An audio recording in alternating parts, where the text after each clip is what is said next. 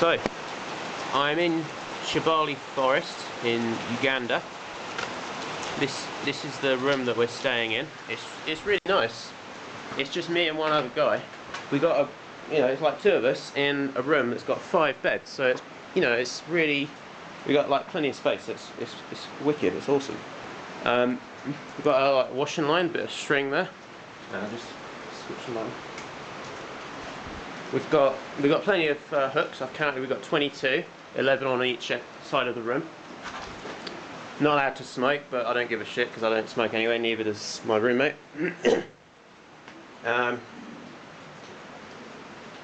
Mosquito nets were already set up when we got here, which is awesome. Because I don't know about other people, but personally for me, it's always a faff to put them up.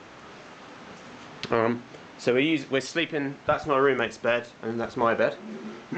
We're sleeping in.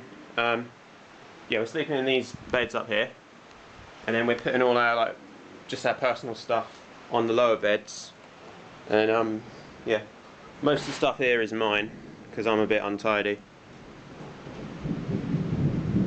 As you can see, it's raining, and it's probably hear the thunder and the lightning.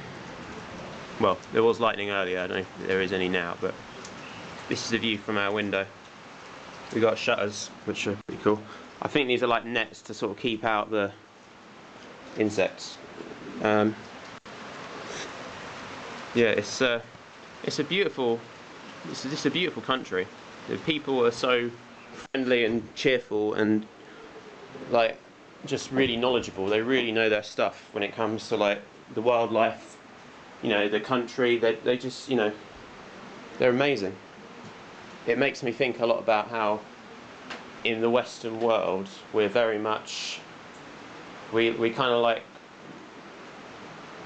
we fixate on quite trivial things that aren't really that interesting in the long run. But then these guys who live in Uganda, they've been in it. This is their home, and they know it like the back of their hand. They're incredible. I mean, we went out yesterday with butterfly traps. We're putting out.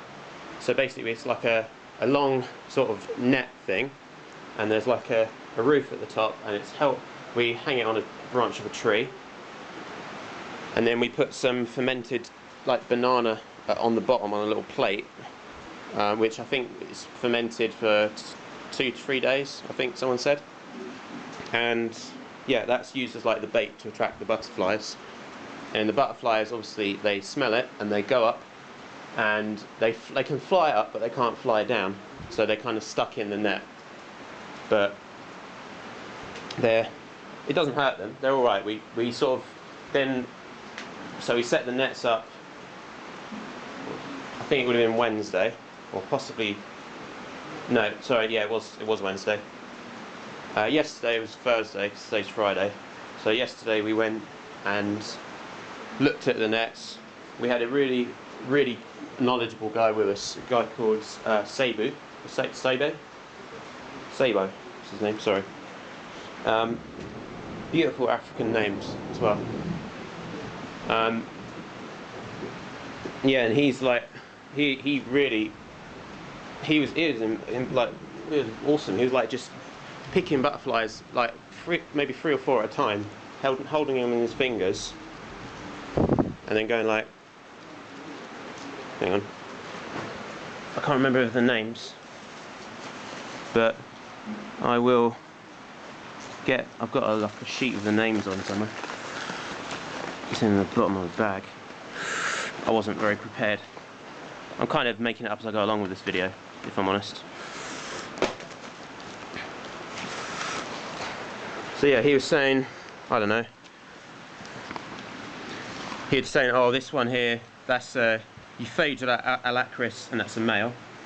And he'd just release it. And then he'd go, this one's a Euphedra harpaeus, and that's a female. And then he'd go, and one of the really common ones was called a bicyclus. And they're quite interesting because they're the only ones where it's really quite easy to tell a male from a female, because the males have, I'll show you what they look like. and there's quite a few different species, but they all look really, really similar, so it's difficult to tell them apart. It's difficult to tell them apart from species, but it's fairly easy to sex them.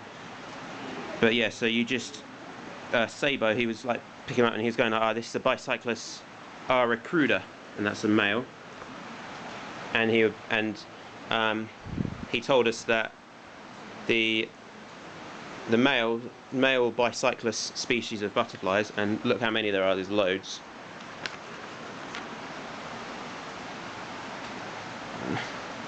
There are like 5 pages of just Bicyclus species, which is crazy.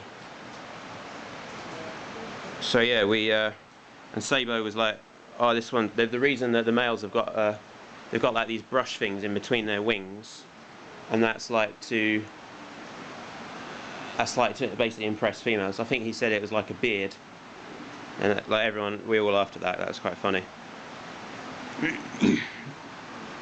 And yeah, it was amazing. We actually, Alvin, who is the lecturer because we're all from Anglia Ruskin University in Cambridge.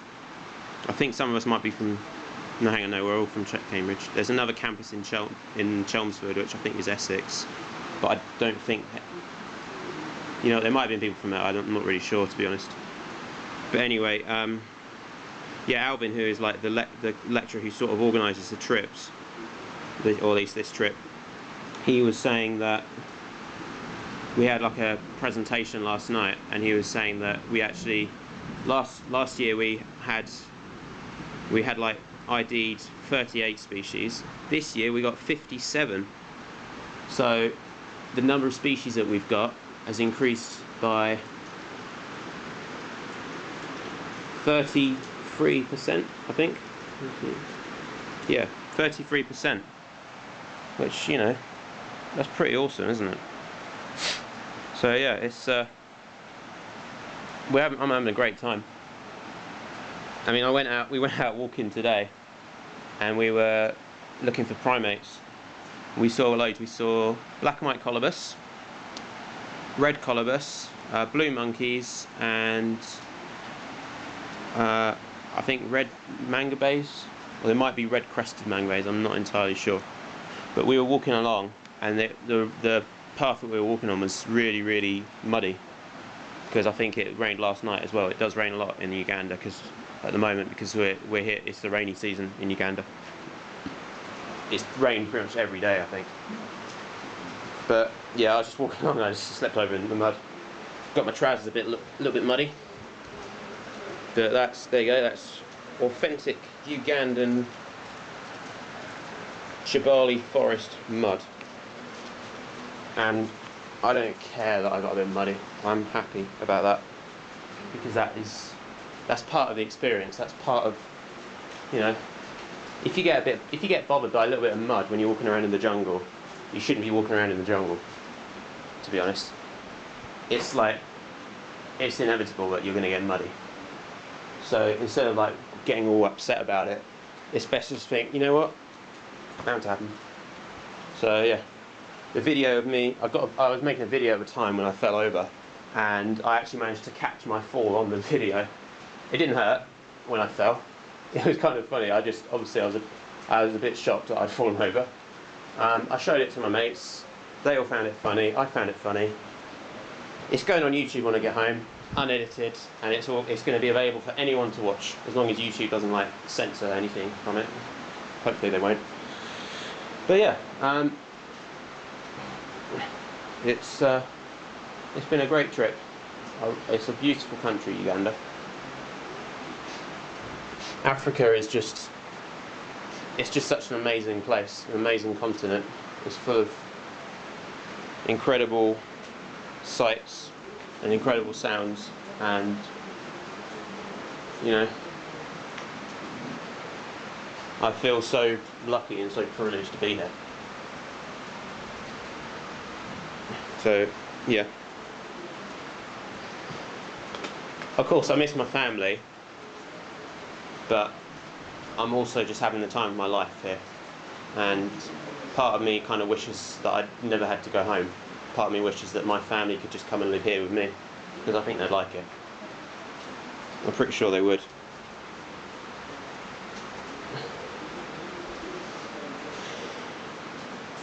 Okay.